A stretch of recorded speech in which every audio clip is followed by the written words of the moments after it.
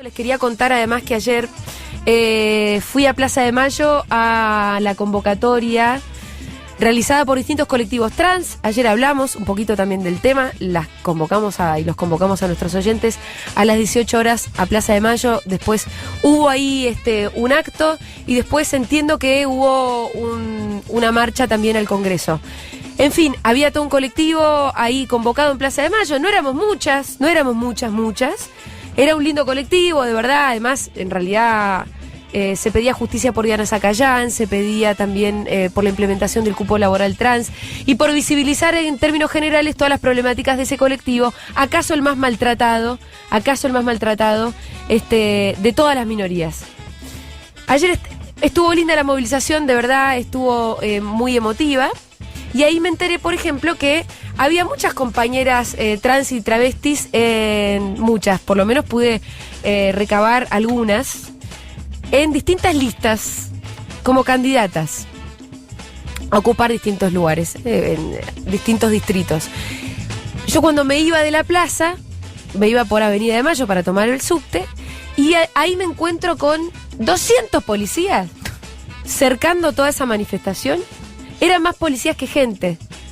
Pero bueno, ahí también yo subí la fotito a las redes, se ve, viste, como un cerco de mucha policía, insólita y ridícula cantidad de policía, y atrás una manifestación que fue muy linda, está convocada por los colectivos travestis y trans. Y estamos en comunicación con Daniela Castro, que fue la primera candidata trans con DNI en la provincia en 2011 y hoy es candidata en Mar del Plata. Daniela, ¿cómo estás? Julia Mengolini te saluda y te felicita. ¿Qué tal, Julia? Buenas tardes, en realidad, y muchas gracias. Daniela, ¿en qué lista vas? ¿Por qué partido? Nosotros estamos en campaña por un nuevo partido que se creó hace poco tiempo, en realidad, apenas unos meses, que se llama Vamos. Es un partido que está conformado por distintas organizaciones, algunas de ellas son Patria Grande, el Movimiento La Dignidad, Peronismo Revolucionario. Nos estamos presentando en 48 distritos dentro de la provincia de Buenos Aires para sumarnos a esta campaña electoral. En mi caso me tocó ser candidata o precandidata, en realidad encabezando la lista de senadores y senadoras de la provincia de Buenos Aires por la quinta sección electoral. ¿Cuál es la plataforma de Vamos? Si me tuvieras que más o menos resumir de qué se trata, cuáles, son los objetivos, los sueños, el programa político. La plataforma de Vamos en principio tiene que ver con poner un freno a cada una de estas cuestiones que estamos viviendo, que el pueblo argentino se está enfrentando. Sin ir más lejos, y debes estar al tanto, por estos momentos Mar del Plata nuevamente se encuentra de luto. Hace minutos nada más, un abuelo de 92 años se puso un arma en la cabeza, y digo se puso un arma en la cabeza porque yo creo que él no se mató, yo creo que lo mató el Estado, lo mataron la falta de políticas, la ausencia de políticas para los adultos mayores que estamos viviendo, y Vamos tiene esa premisa, tiene toda la intención de comenzar a trabajar y a transitar políticas para que se reviertan estas situaciones como la que terminamos de vivir hoy en día, ¿no?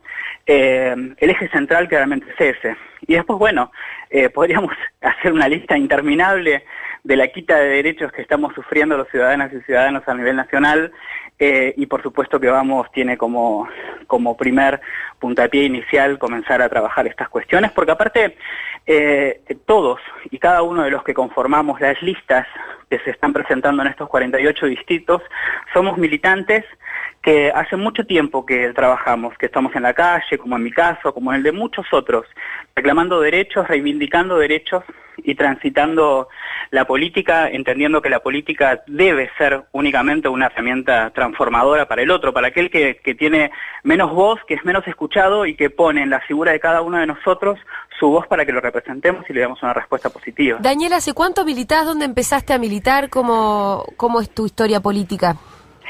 Yo hace muchos años que milito, y la realidad es que yo digo que comencé a militar sin saber lo que hacía, ¿no? No le ponía un nombre a eso. Y eso me encontró hace muchos años, casi te diría que en los 90 o a mediados de los 90, parada en una esquina. En situación de prostitución.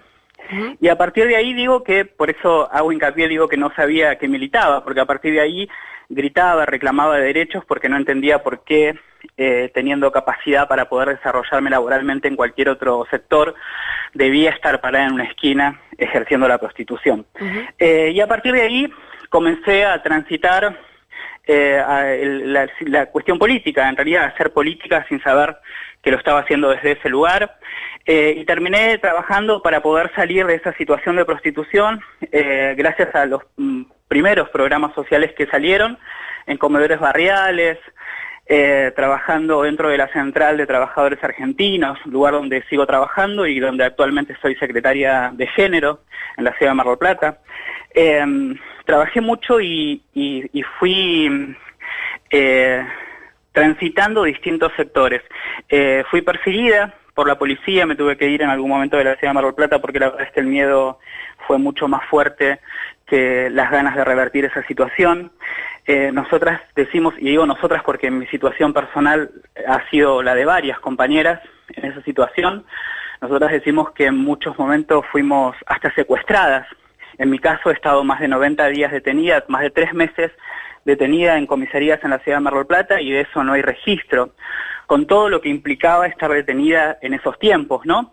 Y no quedaron registros de esas detenciones arbitrarias en las que vivíamos o a las que éramos sometidas. Entonces, a partir de ahí decíamos que también fuimos secuestradas por ese sistema policial nefasto, donde todavía algunos sectores siguen enquistados. Y a partir de ahí comencé lo que te cuento. Luego comienzo a transitar por distintos trabajos hasta que llego a la Secretaría de Derechos Humanos de la Provincia de Buenos Aires, lugar donde hace ya casi 14 años que trabajo, donde soy planta permanente también desde hace muchos años. Y en el año 2011, en medio de esta lucha que estábamos llevando adelante con Loana Berkins, como con otras compañeras más, Loana lamentablemente fallecida, y con quien me unía un entrañable cariño y amistad, decidimos formar el Frente Nacional por la Identidad de Género, y con eso algunas estrategias para ver cómo avanzábamos frente a ese primer proyecto que presentábamos nosotros sobre la ley de identidad de género. Y de forma estratégica comenzamos a presentar amparos. El mío se presentó en la ciudad de Mar del Plata y fue el primer amparo favorable en la provincia de Buenos Aires. ¿Qué estabas pidiendo en tu amparo? Mi amparo tenía las mismas características que la ley, que la posterior ley de identidad de género. Sí. Exactamente lo mismo, que se reconozca mi identidad de género, que sin existencia de la disforia de género. Por eso lo marco como que es exactamente lo mismo que la ley de identidad de género. Tenían la mayoría de los amparos las mismas características que el proyecto, porque justamente la intención era que después lo pudieran acompañar. Eso fue en el año 2011, fue favorable, marcó... ¿Hola, hola? Hola, sí te escucho. Perdón, marcó precedente en ese año 2011, y ahí nomás, en esos pocos días después del fallo favorable, pudimos lograr mi primer candidatura a concejal en la ciudad de Mar del Plata. ¿Entraste? En la lista del Frente para la Victoria. No, lamentablemente no entré, pero en realidad quedó en la historia local, casi te diría, humildemente para no salir más allá. Sí, primera candidata trans con DNI en la provincia. Exacto, ocupando el cupo de género en ese momento, que ya hoy no se utiliza, pero en ese momento sí. Así que bueno, después en el 2012, eso fue en el 2011. Daniela, tenemos que resumir un poco porque también estamos... Es muy larga mi historia, tenés razón. Por eso. Para conocerte un poco más, tal vez podemos pautar de hablar en otro momento, seguramente. Cuando quieras, a disposición de ustedes. Esta relación ya empezó y seguirá. Porque quiero saludar también a una compañera tuya, una concejal, compañera del colectivo, que es candidata a concejal en Merlo, que es Penny Gutiérrez. Penny, ¿me estás escuchando? Sí, buenas tardes. Hola, Penny, ¿cómo estás? Bueno, Daniela, en otro momento nos terminás de contar. Muchísimas gracias. Lo que estamos tratando de hacer ahora es repasar un poquito algunas compañeras del colectivo trans que son candidatas en distintas listas, en distintos distritos, y eso me gustaba ponerlo un poquito en valor y saludar cortito a varias. Y está muy bien, y te agradezco en nombre de todas porque necesitamos ser escuchadas y reivindicar nuestros valores, que son muchos. Dale, un abrazo, Daniela. Muchas gracias y buenas tardes. Penny, ¿cómo estás?